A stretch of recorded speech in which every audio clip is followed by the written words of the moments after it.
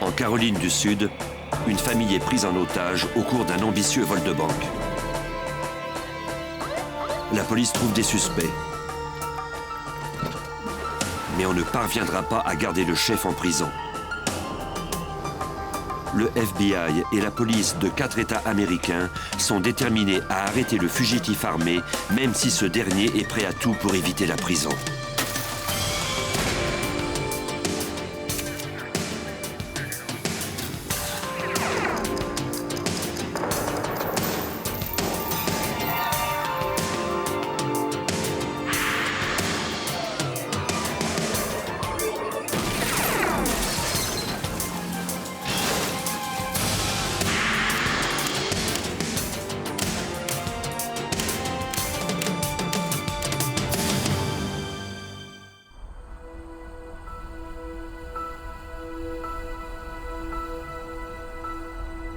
Le fleuve Savannah marque la limite entre Augusta en Géorgie et Augusta Nord en Caroline du Sud. Du côté de la Caroline du Sud, un vendredi après-midi d'octobre 1995, Parker et Brenda Shaw rentraient chez eux avec leur petite fille Brianna. Ils la gardaient les vendredis après-midi parce que sa mère, Amy Shaw, travaillait plus tard ce jour-là comme caissière dans une banque.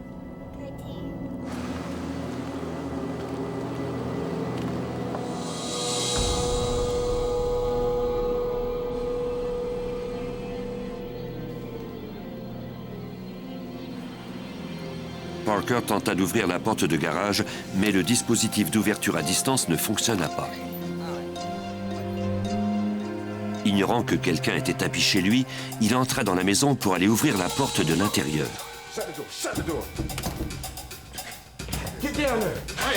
Deux intrus attachaient rapidement Parker avec du ruban adhésif. Ils le forcèrent ensuite à aller dans la chambre à coucher. Dehors, Brenda commençait à s'impatienter.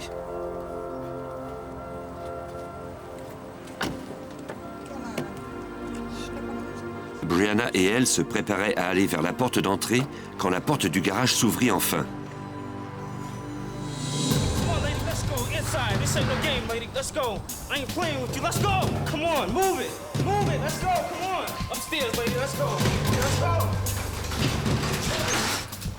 L'homme força Brenda à entrer dans la chambre où son mari était retenu par deux autres intrus.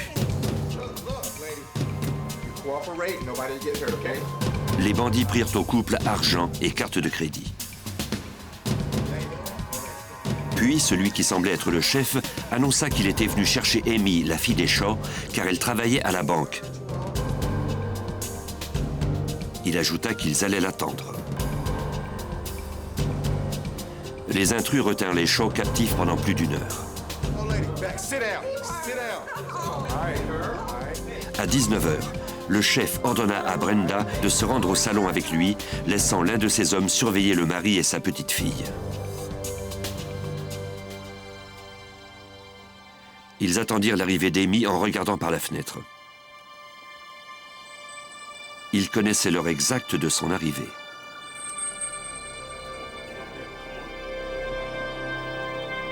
Pour Amy Shaw, c'était un vendredi soir comme les autres.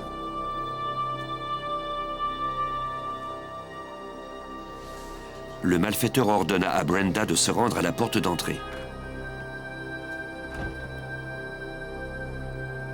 Amy fut surprise de constater que la porte était verrouillée.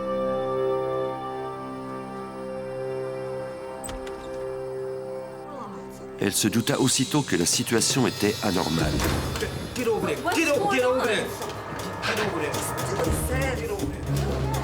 Le chef saisit Amy. Il lui annonça qu'il les surveillait depuis un certain temps. Il connaissait leur emploi du temps et savait à quel moment ils pouvaient être attaqués. Il interrogea ensuite Amy sur le système de sécurité de la banque.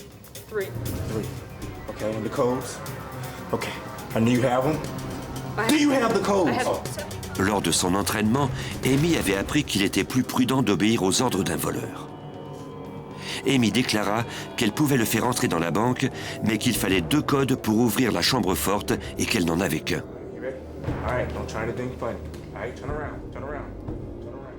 Il dit qu'il réglerait cette question une fois sur les lieux. Il l'a mis ensuite en garde. Si quelque chose ne tournait pas rond, il s'en prendrait à sa famille. Le chef de la bande annonça à ses complices qu'il se rendait à la banque avec Amy. Il leur demanda d'attendre son appel.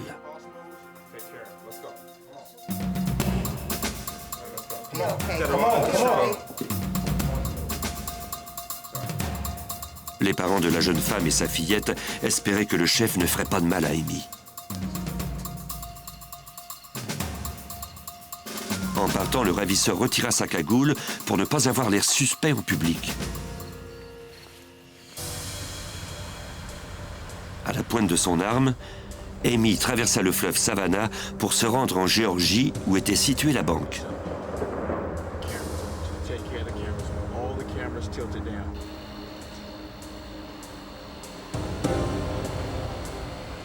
Le malfaiteur ordonna à Amy de faire lentement le tour de la banque en voiture afin qu'il puisse voir si une équipe d'entretien ménager se trouvait à l'intérieur. En passant à côté du guichet automatique, Amy espéra que l'appareil capterait le visage de son ravisseur. Quand il vit qu'il ne courait aucun danger, celui-ci donna l'ordre de se garer près de la porte arrière.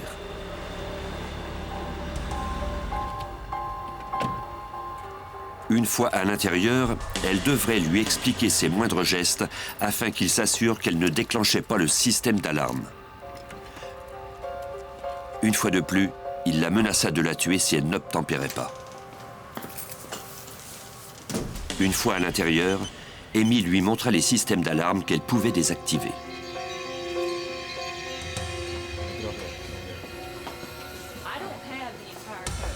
Elle lui expliqua alors qu'elle ne pouvait pas ouvrir la chambre forte seule. Elle connaissait une des combinaisons et l'une de ses collègues connaissait l'autre. Le ravisseur rappela à Amy qu'aucun mal ne serait fait à sa famille si et seulement s'il pouvait entrer dans la chambre forte.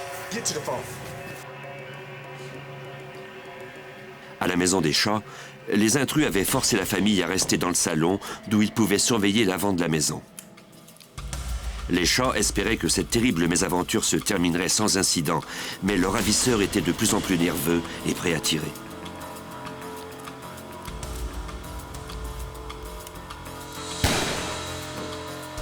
D'ailleurs, un de leurs pistolets fit feu accidentellement.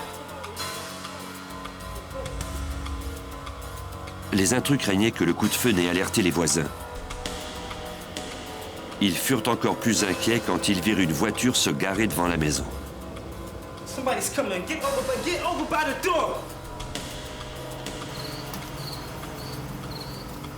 C'était leur autre fille, avec son mari et leur fillette, qui leur rendaient visite.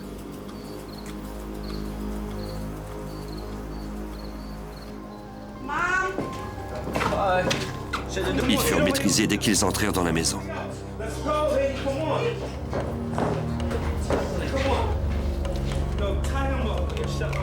Les ravisseurs devaient maintenant surveiller 6 otages. À la banque, le chef de la bande ordonna à Amy d'appeler sa collègue pour obtenir la seconde combinaison. Quand Amy lui demanda la combinaison, sa collègue hésita à la lui donner car elle ne comprenait pas ce qui arrivait. Amy tenta de lui faire comprendre que sa famille était retenue captive.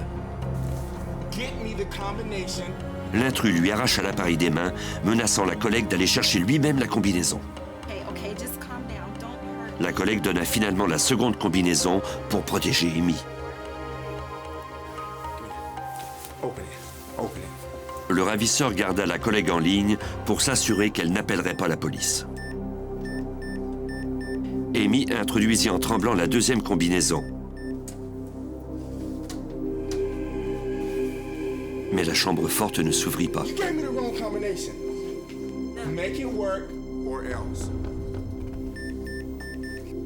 Amy fit une nouvelle tentative.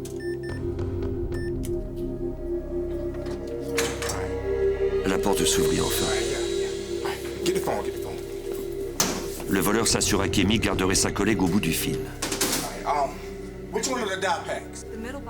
Il lui ordonna ensuite de lui indiquer quel casier contenait l'argent classé par numéro de série et lesquels contenaient des sachets de teinture prêts à éclater. Il n'y toucha pas.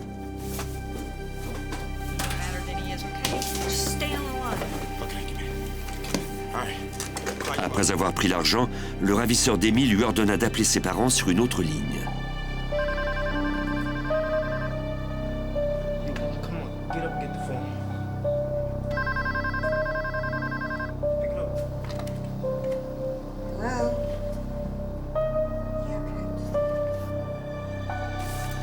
Le chef ordonna à ses complices de faire ce qu'il fallait à la maison, de partir et de l'aviser par téléavertisseur une fois en sécurité.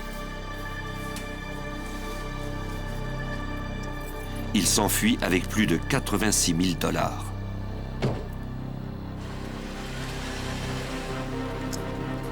Quand il fut parti, Amy déclencha le système d'alarme pour qu'on vienne l'aider. Puis, pétrifiée d'angoisse, elle appela chez ses parents. Sa mère lui ordonna de ne pas appeler la police. Les hommes armés étaient toujours là. Mais il était trop tard.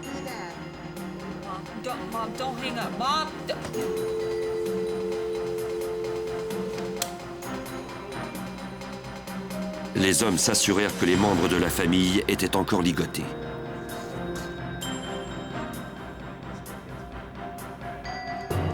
Ils semblaient sur le point de partir. Mais l'un d'eux hésitait.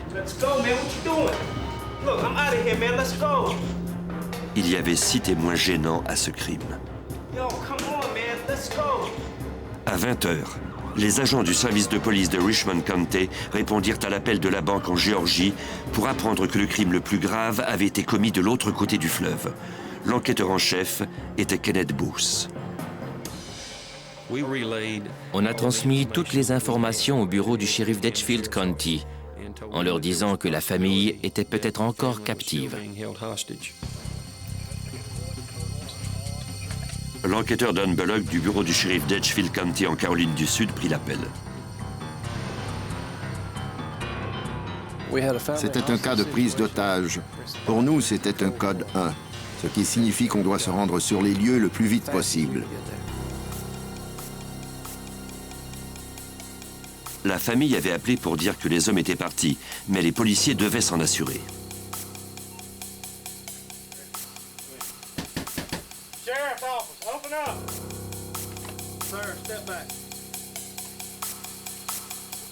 Les agents fouillèrent la maison pour s'assurer qu'il n'y avait plus d'intrus. Ils étaient sains et saufs. Physiquement, ils étaient en santé, mais mentalement, c'était une autre histoire. Ils avaient traversé une grosse épreuve. Les chats décrivirent les hommes du mieux qu'ils le purent. Ils n'avaient pas vu leur visage. Ils savaient seulement qu'il s'agissait d'hommes de race noire.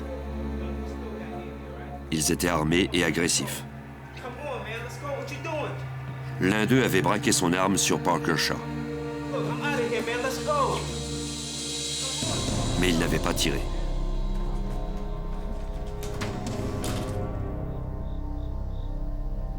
Une fois leurs assaillants partis, les Shaw s'étaient libérés de leurs liens et ils avaient attendu l'arrivée des policiers. Parker déclara que les hommes avaient pris les clés de la voiture de son gendre. Il décrivit également leurs vêtements. Les policiers transmirent l'information à toutes les unités de patrouille. Comme c'est toujours le cas lors d'un vol de banque, les autorités de Richmond County avisèrent le FBI.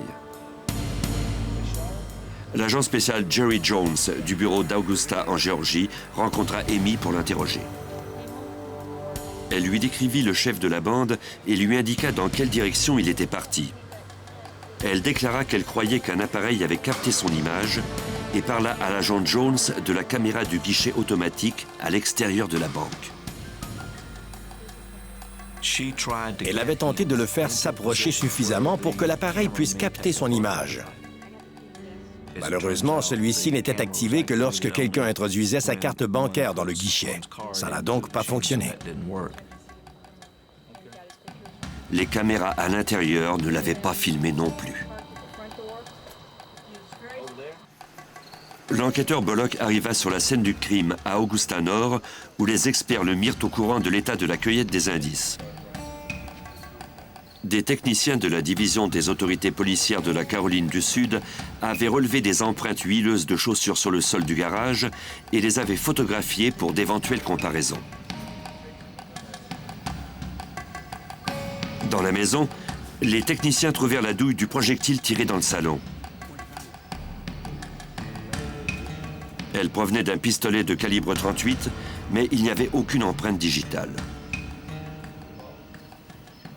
Toutes les tentatives pour relever les empreintes digitales des assaillants échouèrent.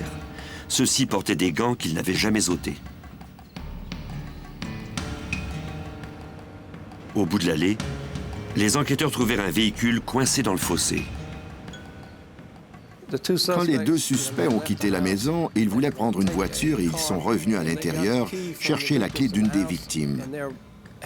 En faisant marche arrière, ils sont tombés dans le fossé et ne sont pas parvenus à en faire sortir la voiture. Ils ont donc dû partir à pied. Les techniciens trouvèrent des empreintes digitales inconnues dans la voiture. Autant d'indices qu'ils pourraient comparer plus tard à d'éventuels suspects. Non loin de la maison, ils trouvèrent de nombreux objets qui, croyaient-ils, avaient été abandonnés par les assaillants en fuite. Il y avait de nombreuses armes, notamment un fusil de chasse et un Magnum 357.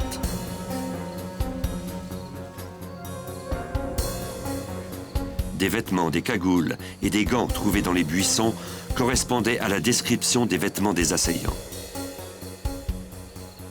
Sans ces vêtements, les suspects ne ressemblaient guère à la description transmise aux unités de patrouille. Les policiers mirent toutefois les informations à jour.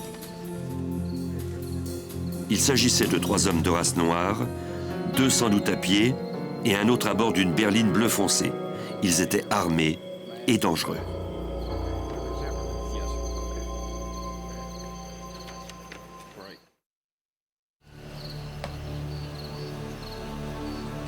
En 1995, les autorités de la Caroline du Sud et de la Géorgie étaient à la recherche de 3 hommes qui avaient retenu en otage les membres de la famille Shaw et volé une banque.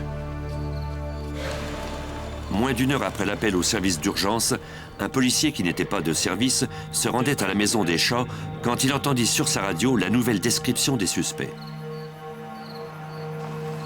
Il aperçut alors 2 hommes qui correspondaient quelque peu aux informations et qui s'éloignaient du secteur.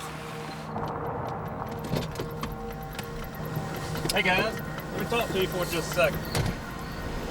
Where you guys coming from? Le policier interrogea les 2 hommes comme nous le raconte l'enquêteur Don Bullock. Il leur a demandé ce qu'ils faisaient là. Ils ont répondu qu'ils revenaient du terrain de l'église où ils avaient joué au basket. Or, ils n'avaient pas de ballon et ils étaient à pied. Des renforts arrivèrent rapidement. Les policiers savaient que le terrain de basket à côté de l'église n'était pas éclairé. Il était tard et il faisait noir. Il a vite compris qu'il s'agissait sans doute des suspects.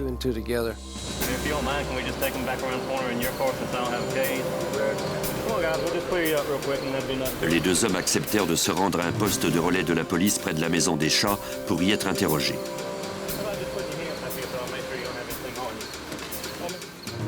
On les identifia comme étant Daniel Evans et Lamarco Roscoe.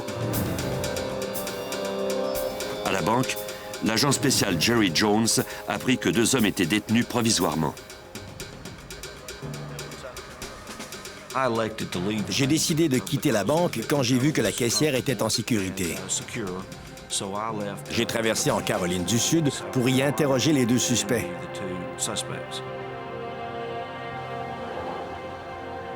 Jones arriva au poste de relais presque au même moment que les suspects. L'enquêteur Kenneth Booth et lui savaient qu'il était préférable de les interroger séparément. On les a séparés parce que généralement, ça les décontenance. Ils se demandent ce que l'autre a dit. Quand ils se rendent compte que l'autre a peut-être parlé avant eux, ils commencent à collaborer. Les deux hommes avaient été incapables de décrire l'église où ils prétendaient être allés jouer au basket. Les enquêteurs avaient le sentiment qu'ils étaient mêlés au crime. L'agent spécial Jones commença par interroger Lamarco Roscoe. D'abord, vous tentez de découvrir ce qui pourrait leur faire peur. Ont-ils quelques lourds secrets à cacher ou quelque chose de ce genre? Dans ce cas-ci, ce qui a impressionné Roscoe, c'était la possibilité qu'il soit condamné à mort. Jones savait qu'Amy était en sécurité, mais il était prêt à parier que Roscoe, lui, ne le savait pas. Il lui dit alors qu'il se préoccupait beaucoup de la sécurité d'Amy. Je lui ai dit que si le troisième assaillant tuait la jeune femme, il risquait la chaise électrique pour complicité dans ce vol. Je ne lui ai jamais menti. Ma principale préoccupation, c'était la sécurité et le bien-être de la caissière.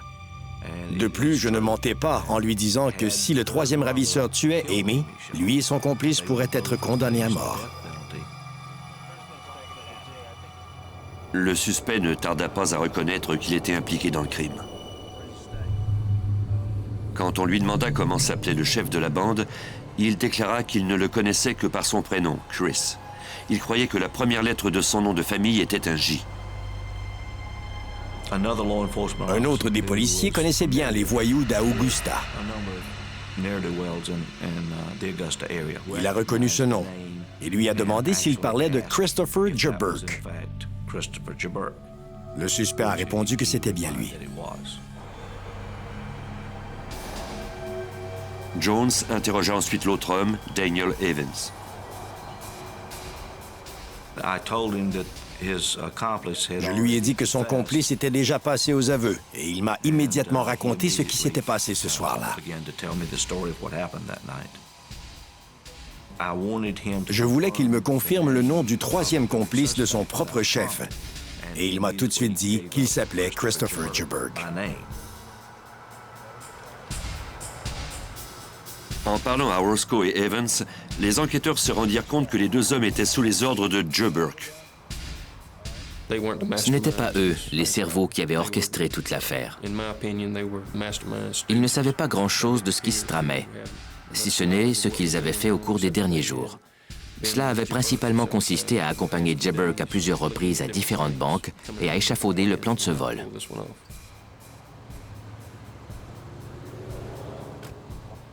Après qu'il eut terminé les interrogatoires préliminaires, Jones apprit qu'on avait trouvé le numéro de téléphone d'un téléavertisseur sur l'un des deux suspects. Il demanda à l'un des agents de composer ce numéro. Quand le propriétaire du téléavertisseur rappela, le policier s'identifia. Son interlocuteur lui dit alors qu'il s'appelait Chris Jeburk. Il déclara qu'il se trouvait à 150 km de là, au Mont Vernon, en Géorgie. Jeburk était sur la défensive et avant de raccrocher, il demanda au policier si celui-ci l'accusait de quelque crime. Les enquêteurs se rendirent sans tarder à la maison de Jeburk. Il était bien connu des autorités et les policiers savaient déjà où il vivait.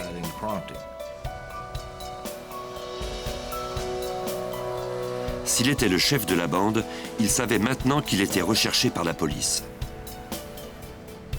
Avec une bonne avance et 86 000 $ en argent liquide, Christopher Jeburk pouvait être n'importe où.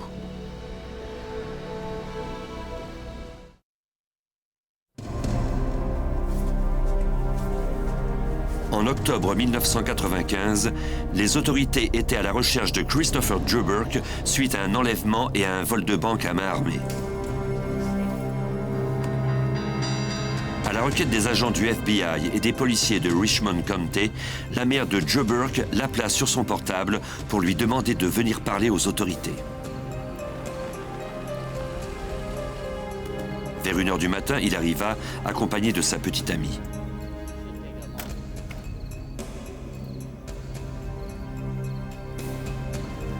Bien qu'âgé d'à peine 19 ans, Jeburk était déjà en liberté conditionnelle pour 5 ans pour vol et évasion d'un centre de détention. Les enquêteurs l'emmenèrent pour un interrogatoire.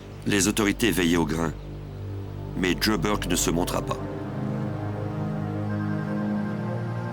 Doug Fender, alors agent spécial pour le FBI, tomba sur une piste intéressante.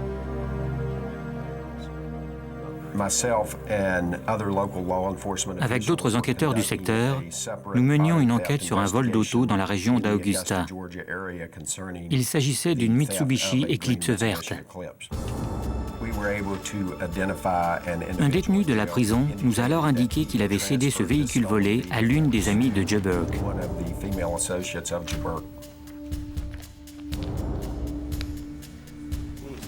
Les agents interrogèrent la jeune femme à l'hôtel où elle travaillait. Elle commença par dire qu'elle ignorait tout de l'évasion, mais l'agent Fender se montra persuasif. Quand elle comprit qu'elle risquait la prison, elle reconnut avoir aidé au succès de l'évasion.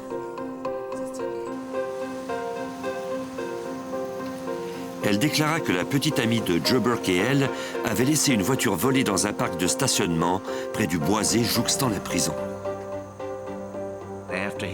Après son évasion de la prison, il n'a eu qu'à se rendre jusqu'à la voiture et à s'enfuir avec Frierson Bay.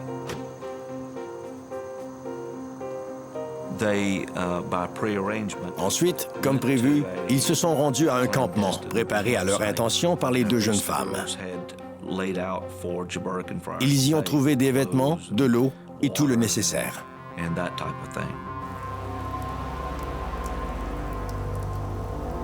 Les évadés trouvèrent facilement les vêtements, aliments et armes qui les attendaient.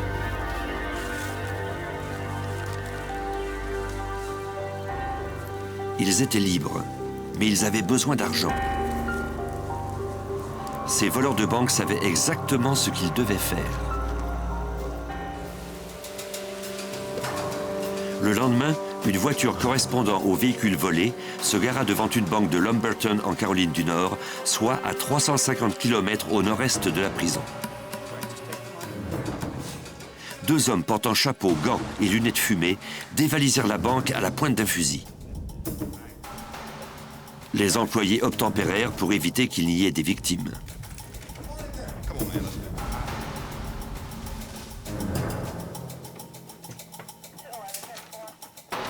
La police de Lumberton et les agents du FBI de la Caroline du Nord se rendirent sur la scène du crime. Ils constatèrent que les voleurs étaient partis avec 4 500 $. Des caméras de sécurité avaient filmé toute la scène. Les images étaient trop floues pour qu'on puisse discerner les visages des voleurs, mais les descriptions qu'en avaient faites les employés correspondaient à celles de Joe Burke et de Frierson Bay. De plus, la voiture dans laquelle ils avaient pris la fuite était la même que celle des fugitifs. Cette voiture était le meilleur indice pour les retrouver, selon l'agent Doug Fender. On a introduit la description de cette voiture dans la base de données nationale. On a découvert que les policiers de Lumberton, en Caroline du Nord, l'avaient retrouvée.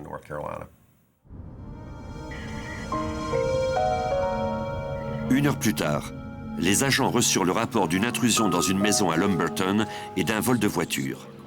Ils interrogèrent les victimes. Un homme et sa femme effectuaient des réparations sur leur voiture dans le garage quand deux hommes armés avaient fait irruption, exigeant des vêtements de rechange et les clés du véhicule.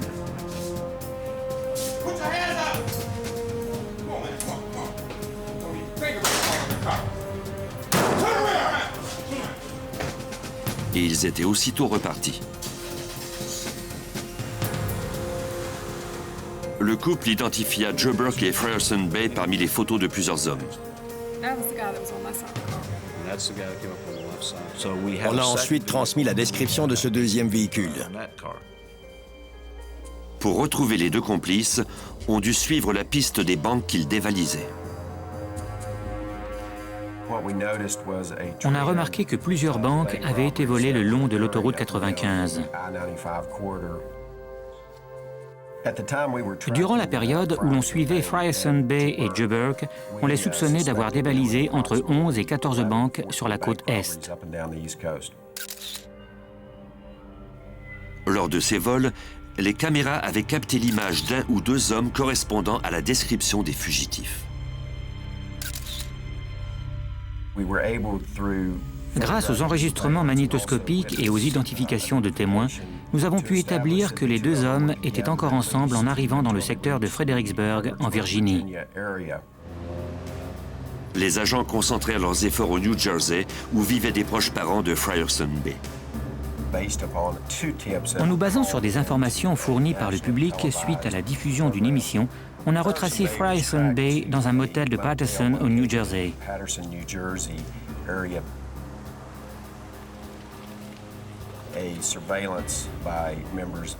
Les agents du bureau du FBI de cet État ont commencé à le surveiller. Quand ils ont pu établir que le suspect habitait dans cette chambre de motel, ils ont décidé de rester sur les lieux.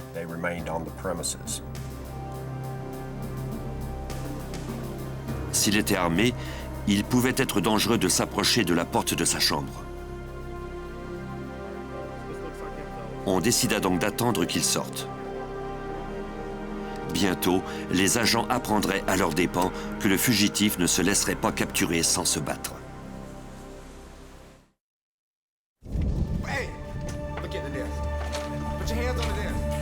Après que deux évadés eurent commis une série de vols de banque à main armée, les agents croyaient avoir retracé l'un d'eux, Jerome Frierson Bay, à un motel du New Jersey.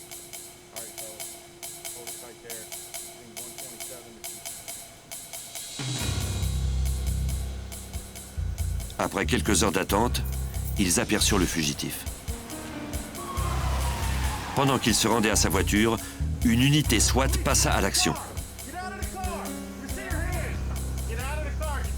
Il verrouilla la voiture de l'intérieur, mais cela n'allait pas arrêter l'équipe, comme nous le raconte l'agent spécial Doug Fender. Un des hommes de l'unité SWAT a fracassé la vitre de l'auto à l'aide du manche de sa mitraillette. Frierson Bay a ensuite été sorti de force du véhicule. Dans la voiture, les agents trouvèrent un pistolet semi-automatique Glock de calibre 40 chargé, de même que 1 500 $ d'argent volé.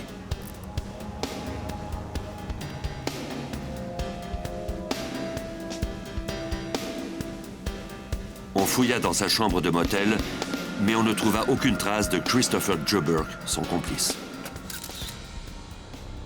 Jerome Frierson Bay plaida coupable à 10 vols de banque à main armée et fut condamné à 19 ans d'emprisonnement sans possibilité de libération conditionnelle. Il déclara qu'il ignorait où Joe Burke se trouvait. Pour l'agent spécial Jerry Jones du FBI, retrouver Christopher Joe Burke était sa priorité numéro 1. On croyait que Joe Burke et Frierson Bay étaient partis chacun de leur côté et que Joe Burke était retourné en direction de la Géorgie. J'ai toujours pensé que Joe Burke rentrerait chez lui. Le FBI offrit alors la récompense de 10 000 $ et ajouta le nom de Joe Burke à la liste des 10 hommes les plus recherchés quand une téléspectatrice fournit une piste prometteuse. Selon elle, le fugitif habitait avec son pasteur à Atlanta, bien que celui-ci ne sût pas que Joe Burke était un criminel. Elle était tombée sur Joe Burke en vérifiant l'état de la maison du pasteur après que celui-ci eût été hospitalisé à la suite d'une défaillance cardiaque. Une équipe d'arrestation surveilla la maison en se faisant passer pour des jardiniers. Le 9 mai 1996, un véhicule se gara dans l'entrée de la maison du pasteur. Quand le conducteur en descendit, les agents le reconnurent immédiatement. C'était Joe Burke.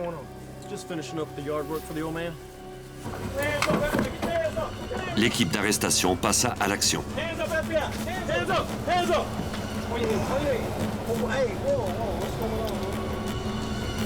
Pris par surprise et piégé, Joe Burke ne put s'enfuir.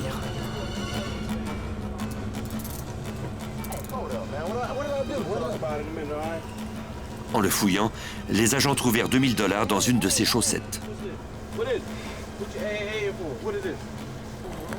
Il fut remis en détention en attendant sa sentence suite au vol de banque et à l'enlèvement à Augusta. Quand Joe Burke a été arrêté à Atlanta, la pression sur nos épaules s'est dissipée et on a poussé un long soupir de soulagement. On a tous pu rentrer chez nous, mais pas pour longtemps.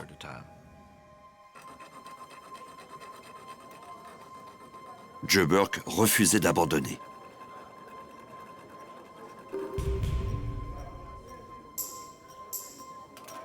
Six semaines après sa capture, il s'échappa de nouveau de sa cellule.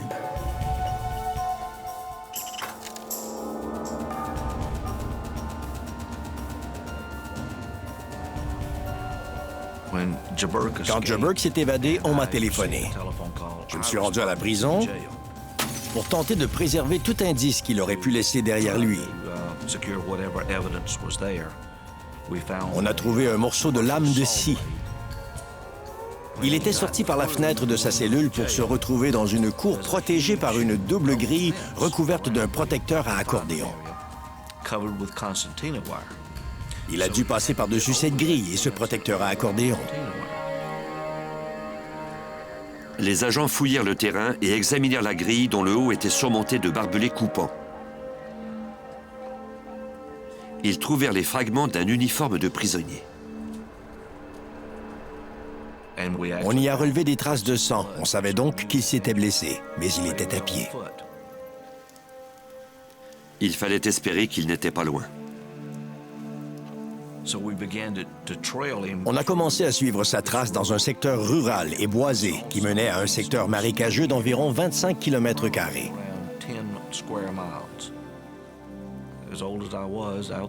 Même si je n'étais plus tout jeune, je suis resté avec l'équipe pendant plusieurs jours et l'on a cherché en vain. J'ai alors pensé qu'on pourrait peut-être le retracer à l'aide de matériel électronique. J'ai contacté la commission de l'énergie atomique située en Caroline du Sud et ils m'ont fourni un hélicoptère équipé d'un système infrarouge qui est sensible à la chaleur.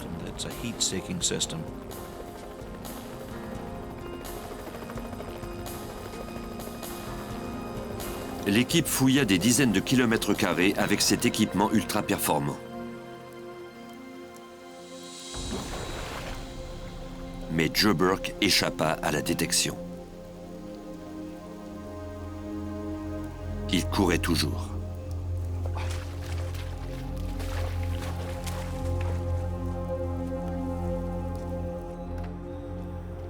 Quatre jours plus tard, un policier en congé à Epling en Géorgie crut apercevoir le fugitif.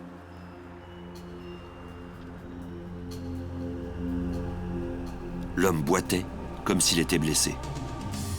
Le policier appela ses collègues au poste et ceux-ci vinrent prendre position dans tout le secteur.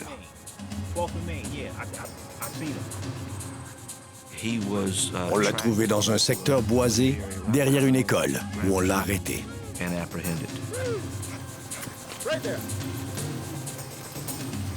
Christopher Joe Burke était de nouveau en détention.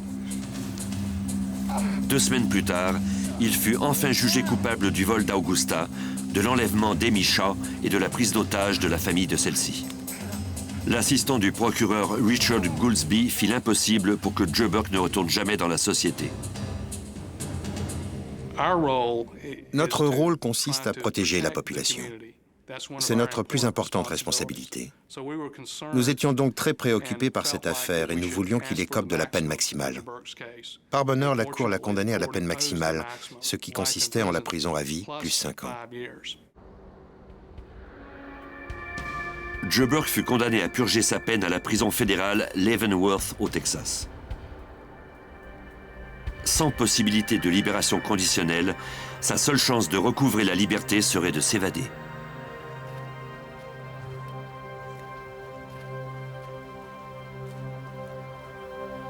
Quelques semaines après sa sentence, on trouva Joe Burke alors qu'il faisait une autre tentative d'évasion accroché sous le camion d'une blanchisserie.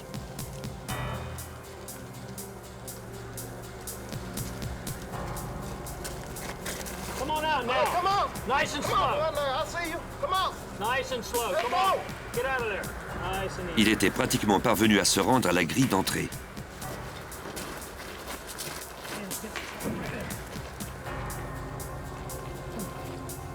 Joe Burke fut ensuite transféré au pénitencier fédéral à sécurité maximale d'Atlanta, en Géorgie.